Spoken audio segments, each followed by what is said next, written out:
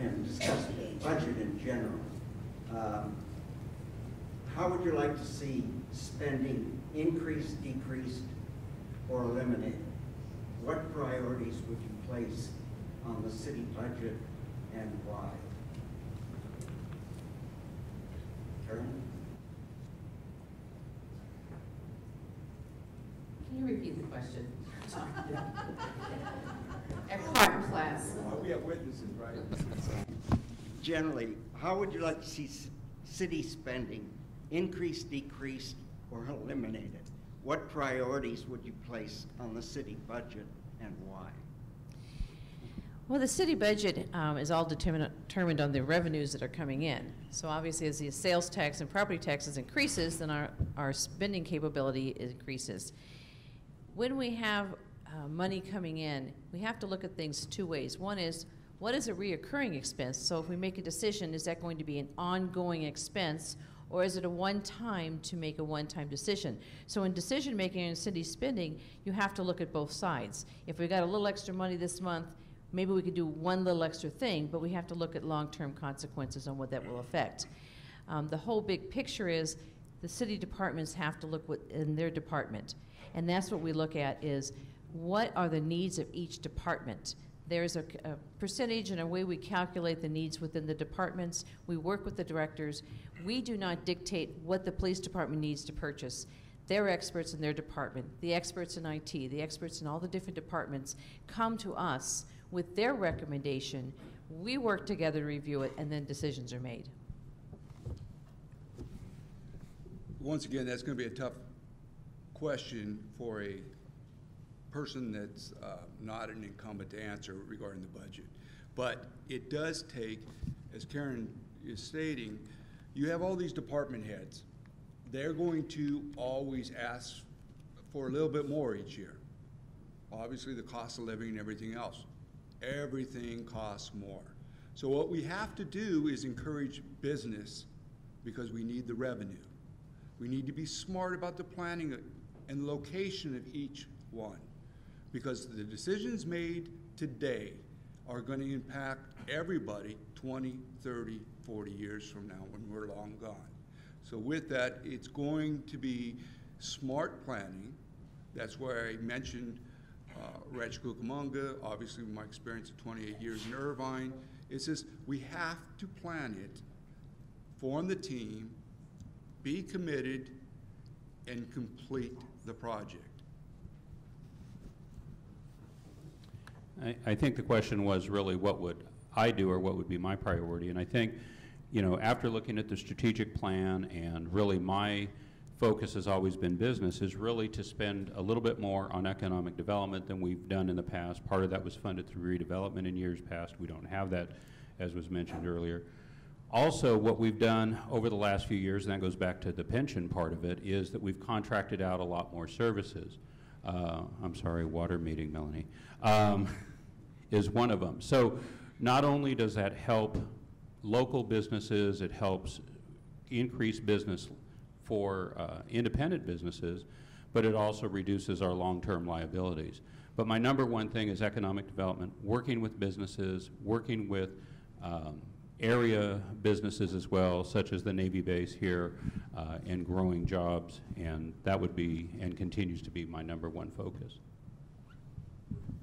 Well, I have to agree with Eugene. I think economic development is the number one priority that we need to look at in the city of Corona, but I think it's right up there equal to our maintenance. And I have had the opportunity to sit down with Jonathan Daly, who's the director of our new maintenance division, and he's got some fascinating ideas of what we can do to maintain our water systems, our sewer systems, our roads, sidewalks, parks. All of that stuff is very important that needs to be completed and taken care of. We need to make sure that we have safe roads. We need to make sure that our sewer systems are up to date so they're not collapsing. We need to make sure we have the proper water lines, and when we're fixing those water lines, they're not collapsing. We need to make sure that our fire apparatus has the proper maintenance, make sure our police apparatus has the proper maintenance. All of that is vitally important to make sure that we get that taken care of, or our city is going to fall into disrepair. So one of those, you know, along with economic development, maintenance is one of my key things that I want to look at when I sit on the city council. Before I joined the CIA, I was working private industry, and I was managing $200 million a year projects. Sounds like a lot of money, but the city of Corona has a $300 million a year budget. Now, $120 million of that is to water. That's already separated out. But we've still got a bunch of money in there. And the money comes from two different sources. You get, well, from quite a few different sources, but two main sources. That's real estate taxes and also sales tax. We get 1% of all taxable revenue that comes into the city. The rest is kind of like fees and other little things that we get the money from. But the two big, real estate, sales tax.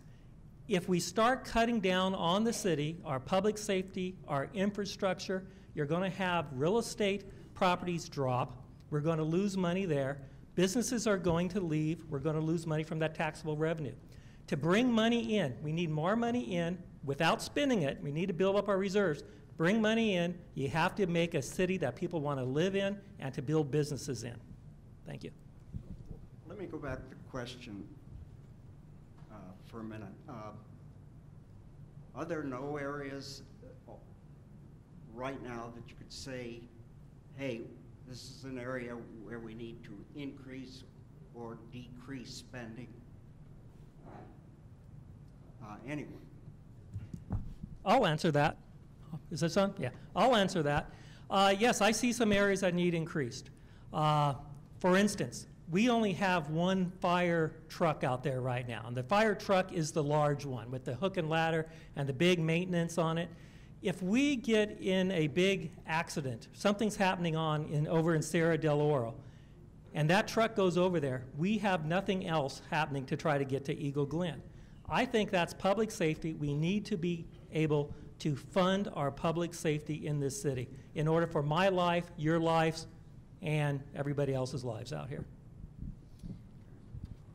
As I said before, I think that we have to ask our experts, and that's the department heads and their departments and what they see. But overall, I think economic development is something we've already identified. It was in our strategic plan as identified as an area that we need to put monies into. We need to look at the strategic plan and say, these are the areas that we need to look at, because otherwise it would have been a waste of time. We cannot let that die. That needs to stay focused. We need to move forward. Everybody in the room here can have one of the 6 priorities of the strategic plan, and we need to look at those. And public safety was one, but downtown 6-3, as we mentioned, was one. Communication, we have been doing great strides on communication. We have an app coming out real soon, a city app with Apple right now being approved. Talk about exciting. We are on the cutting edge for communication in the city. So we are putting money, but economic development is one of those ones that if you invest in economic development, the money comes back. As you heard, sales tax and property tax are two generating. That's what we tried to tell the governor. He didn't have it right by taking away redevelopment. That was a money generator. Well, I'd like to make a comment as well, and I have to agree with Steve. I think the ladder truck is something very important that we need to focus funds on as we get those funds coming back in. But it's also important to look at the 6th Street corridor, and you can tie public safety right into that, because we need to work on curbing the prostitution, the drugs, and the illegal massage parlors in that area as well. So I would like to see funds moved from the general fund more towards the police department in that area, so that we can focus on maneuvering and taking care of those areas so that we can develop the 6th Street core, and we will get developers that want to go down to that area. Well, I will repeat part of what I said, which was economic development. I think when we lost the funding for that through the redevelopment process, we haven't really been able to ramp that up. We do have more money in the budget this year to do that, so that is actually already in the process of being done. And also really working with the right type of businesses to bring into the city. I'll let you in on a little secret. Years ago, when people were, even before I was on the city council, people were fighting and fighting for auto malls, and they weren't paying attention to jobs. If you go up and down Railroad, go up and down our industrial areas, you will see those giant boxes have lots of employees. You'll see people parking on the streets because they have so many employees and are looking for more right now. We don't have the warehouses and distribution centers. We made it inconvenient for them to come to Corona, and that's why you see them in Miraloma and Moreno Valley.